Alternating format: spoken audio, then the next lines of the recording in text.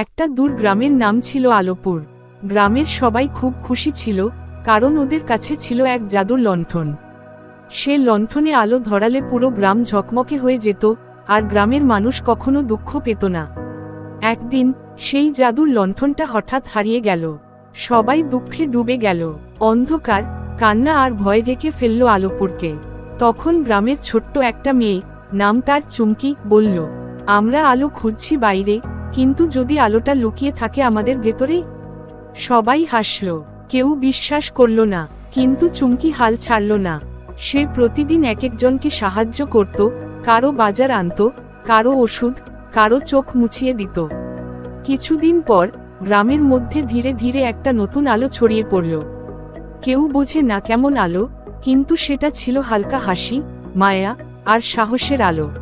Please subscribe. পরবর্তী পার্টটির জন্য like ও comment করে জানান।